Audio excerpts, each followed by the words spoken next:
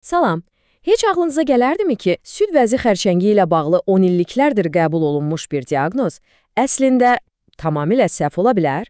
Elə bugün təhlil edəcəyimiz araşdırma məhz bunu deyir. Və bu, tibb dünyasında qəbul edilmiş bütün təsəvvürləri demək olar ki, alt-üst edir.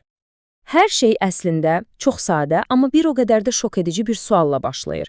Yəni, bir düşünün, həkimlərin təhlükəsiz və yayılmayan dediyi bir xərçəng növü əslində gizli və ölümcül bir təbiətə malik ola bilərmi? Gəlin bu tibbi müəmmanın dərinliklərinə elə birlikdə baş vuraq. Yaxşı, bəs yol xəritəmiz necə olacaq? Deməli, əvvəlcə bu aldadıcı diaqnozun özündən danışacağıq, sonra onun arxasında duran əsl bioloji prosesi, yəni neoduktogenezin nə olduğunu anlamağa çalışacağıq, gözlərimizlə sübutları görəcəyik, bu yanlış diaqnozun nə qədər baha başa gəldiyini müzakirə edəcəyik və sonda da təbii ki, bu vəziyyətdən çıxış yolu üçün edilən o vacib çağırışa baxacağıq. Elə isə gəlin başlayaq. Birinci hissə, aldadıcı diaqnoz. Bəs mövcud yanaşma nədir və problem hardan qaynaqlanır? Bütün məsələ əslində aldadıcı dərəcədə təhlükəsiz səslənən bir adda gizlənib. Tibbi dildə bunun adı duktal karsinoma insitudur. Qısaca DCIS. Burada ən vacib söz, açar söz insitudur. Latıncadan tərcümədə öz yerində deməkdir. Təsəvvür edin, bu söz həm həkimə, həm də pasiyentə bir arxayınlıq verir. Yəni, narahat olmayın, hər şey öz yerindədir, hüceyrələr süd axacağından kənara çıxmayıb. Güya ki, hələ təhlükəli bir şey yoxdur. Amma bütün problem də elə məhz bu arxayınlıqdan başlayır. Bax, bu qrafik var ha, bu alimləri ilk dəfə ciddi şəkildə narahat edən siqnal oldu. Bir baxın. 10 illiklər boyu təhlükəsiz sayılan bu diaqnozu qoyan qadınlar arasında sağ qalma faizi gözlənilmədən kəskin şəkildə aşağı düşür. Yəni bu rəqəmlər heç cür o təhlükəsiz hekayəsinə uymurdu. Artıq aydın idi ki, bu sadəcə bir in situ məsələsi deyil. Ortada qat-qat daha dərin, daha təhlükəli bir şey var. Yaxşı, bəs bu paradoksun səbəbi nədir? Bu ölümcül fərqi nə yaradır? Bax, tədqiqatçılar məhz bu sualın cavabını tapdılar. Neoduktogenez adlandırdıqları indiyə qədər gizli qalmış bir bioloji proses. Neoduktogenez nədir bu? Gəlin sadə izah edim. Təsəvvür edin ki, xərçəng hüceyrələri özləri üçün yeni, xaotik yollar, tunellər qazırlar. Və ən vacibi, bu prosesdə onlar toxumanın təbii sərhədini, o divarı, yəni əsas membranı, dağıdıb kənara çıxırlar. Bax bu, tərifi ilə invaziyadır, yəni in situnun öz yerində anlayışının tam tərsi. Məqalənin müəllifləri də bunu çox kəskin şəkildə ifadə edirlər.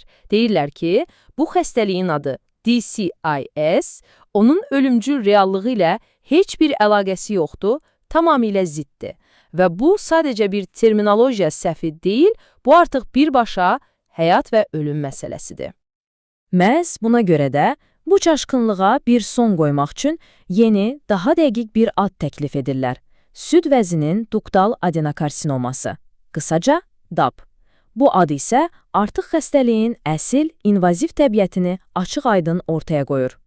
Yaxşı, sözlər bir yana, gəlin indi sübutları öz gözlərimizlə görək. Şəkillərə baxaq, çünki görmək inanmaqdır. Görək alimlər bu nəticəyə necə gəliblər. Baxın, fərq o qədər aydındır ki, solda normal, sağlam süd axacaqlarının necə zərif, mütəşəkkir bir quruluşa sahib olduğunu görürük. Bir növ ağac budaqları kimi. Sağda isə DAB-ın yaratdığı o neoduktlar var. Kütləvi, xaotik, tamamilə nizamsız bir hüceyrə yığını. Bunun sağlam toxumanın o gözəl quruluşu ilə heç bir əlaqəsi yoxdur. Yaxşı, bəs bu laboratoriya görüntüsü real həyatda, mammoqramda, yəni rentgen müayinəsində necə görünür? Bax, ekranda gördüyünüz bu xırda, ağ, parçalanmış ləkələr var ha, buna tökülən tipli kalsifikasiyalar deyirlər. Bu, məhz DAB-ın barmaq izidir, onun kliniki imzasıdır. Təcrübəli bir radioloq bunu görən kimi təhlükə siqnalını anlamalıdır. Amma hekayə bununla bitmir, hətta daha da heyrətamiz olur.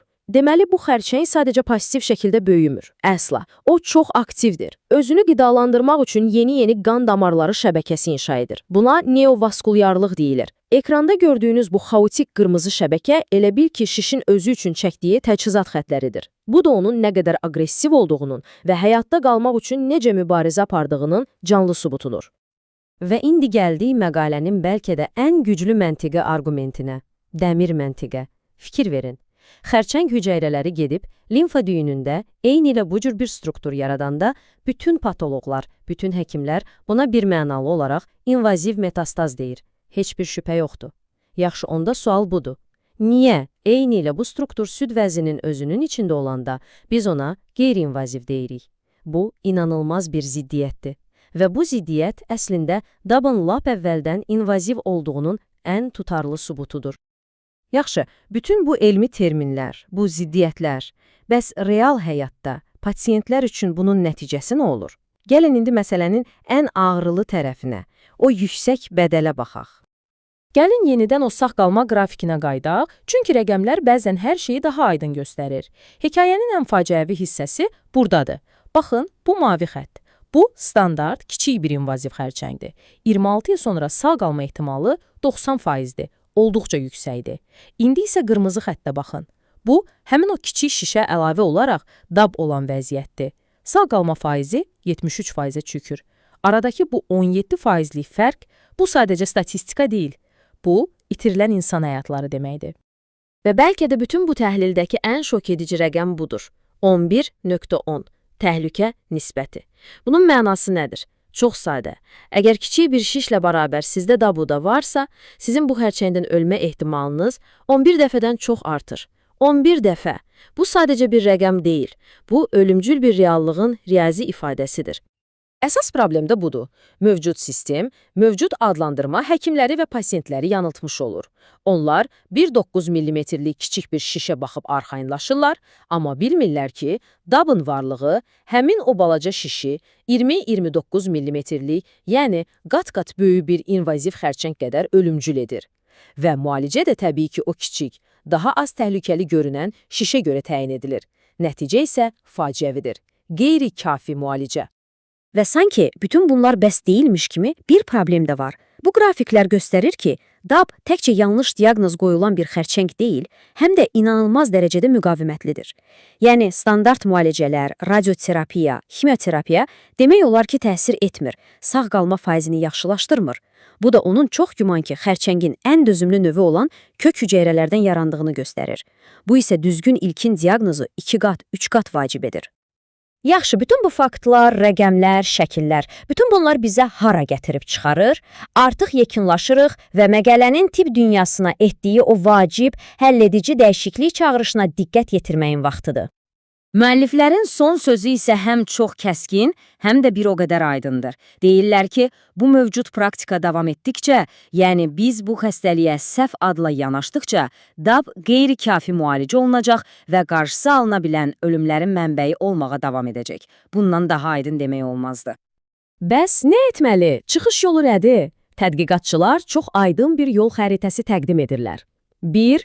Bu xəstəliyin adını dəyişib onu süd vəzinin duktal adenokarsinoması, yəni DAB kimi qəbul etməliyik.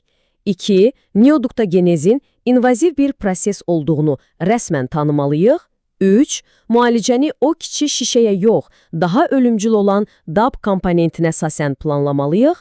Və 4. Bütün diqqətimizi daha erkən diaqnoza və bu inadkar xərçəngə qarşı yeni, hədəfli müalicələr hazırlamağa yönəltməliyik. Bax, bu araşdırma 10 illiklər boyu qəbul edilmiş bir tibbi həqiqətin əslində necə də kökündən yanlış ola biləcəyini göstərən mükəmməl bir nümunədir. Və bu, bizi daha böyük bir sual qarşısında qoyur. Görəsən tibb elmində doğru bildiyimiz, şübhə etmədiyimiz, daha hansı məsələlərə bir gün yeni gözlə baxmağımız lazım gələcək?